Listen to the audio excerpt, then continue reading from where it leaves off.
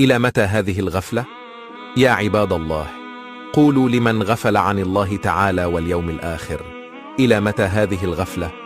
إلى متى هذا الإعراض عن الله تعالى؟ ألم يأن لك يا أخي أن تصحو من غفلتك؟ أما آن لهذا القلب القاسي أن يلين ويخشع لرب العالمين؟ أما آن لك أن تسمع قول الله تعالى: ألم يأن للذين آمنوا أن تخشع قلوبهم لذكر الله وما نزل من الحق ولا يكونوا كالذين أوتوا الكتاب من قبل فطال عليهم الأمد فقست قلوبهم وكثير منهم فاسقون.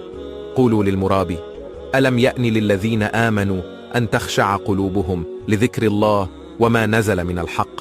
قولوا لمن يأكل أموال الناس بالباطل: ألم يأن للذين آمنوا أن تخشع قلوبهم لذكر الله وما نزل من الحق.